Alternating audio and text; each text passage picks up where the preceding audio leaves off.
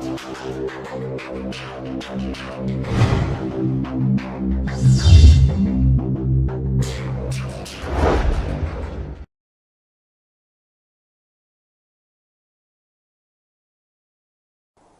le sait, on t'a vu sur le petit écran plusieurs fois,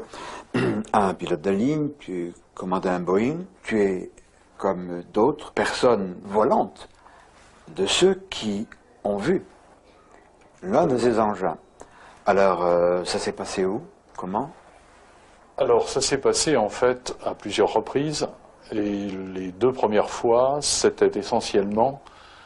la première fois un éco-radar qui était seulement détecté sur le radar, parce que nous étions en vol de croisière au-dessus d'une, ce qu'on appellerait une mer de nuages,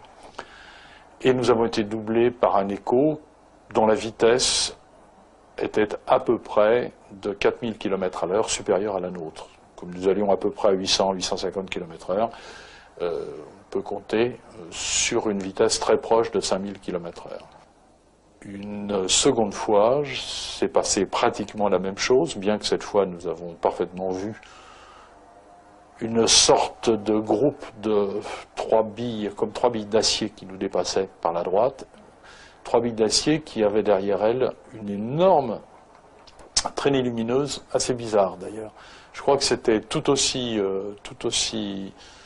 curieux que l'aspect de ces billes qui finalement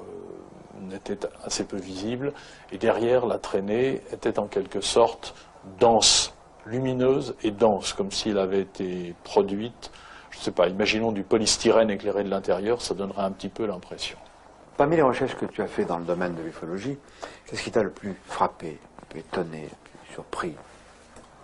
Oh, c'est un petit peu difficile à dire, mais en réalité, la chose qui me surprend toujours le plus, mais qui finalement, Apheline m'a convaincu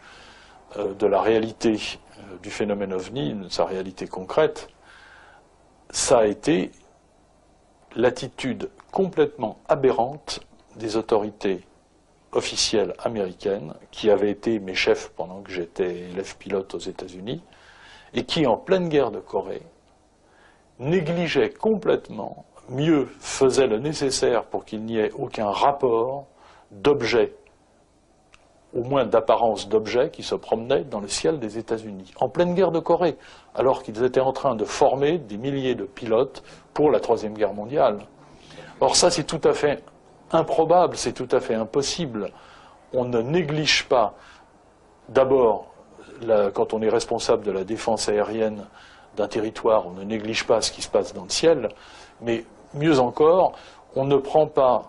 fait pas le nécessaire pour faire taire les témoins potentiels. Or, la seule raison, et je n'ai jamais à aucun moment pensé que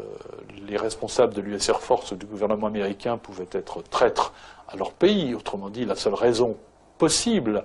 imaginable, c'était qu'ils avaient une source d'information bien meilleure que tous nos rapports, y compris les rapports de pilotes de chasse. Mais je pense d'ailleurs que le sujet continue à être fascinant. C'est pas parce qu'on a découvert que très probablement les extraterrestres sont là, que très probablement ils interagissent avec nous, probablement de multiples façons,